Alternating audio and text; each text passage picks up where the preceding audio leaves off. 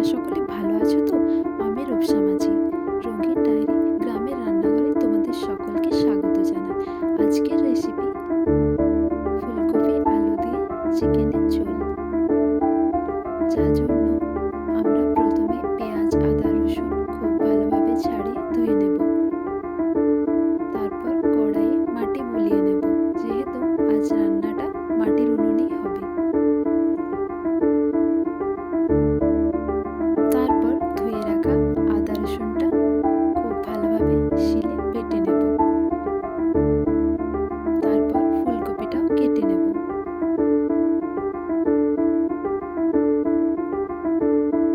তার সাথে কিছু আলুও কেটে নেব।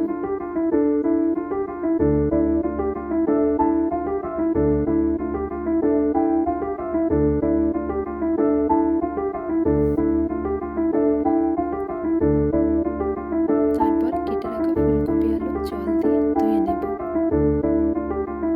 তারপর উনুনে কড়াই বসিয়ে কিছু পরিমাণ সরষের তেল দিয়ে দেব। তারপর ধুয়ে রাখা ফুলকপি আলুগুলো কড়াইয়ের তেলের মধ্যে দিয়ে দেব। লবণ এবং হলুদ দিয়ে দেব।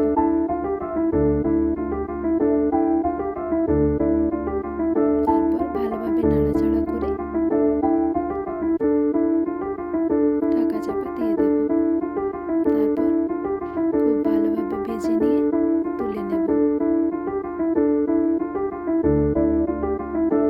আবারও উনুনে কড়াই বসিয়ে কিছু পরিমাণ সরষের তেল দিয়ে দেব। চিকেনটা ধুয়ে নেব।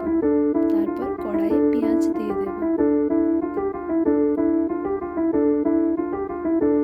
পেঁয়াজের মধ্যে লবণ দিয়ে দেব, যাতে তাড়াতাড়ি পেঁয়াজটা গলে যায়।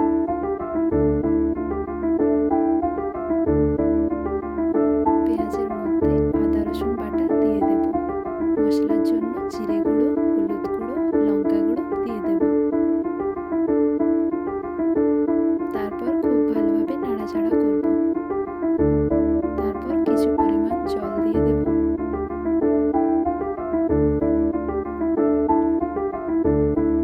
মশলাটা ঠিক এইভাবে তেল ছেড়ে দেওয়ার পর ভেজে রাখা ফুলকপি এবং আলুগুলো দিয়ে দেব।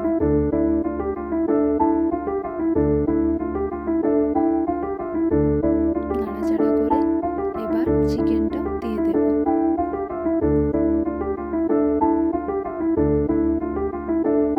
তারপর খুব ভালোভাবে নাড়াচাড়া করে কষিয়ে নেব। কষানো হয়ে গেলে এতে পরিমাণ মতো ঝোলের জন্য জল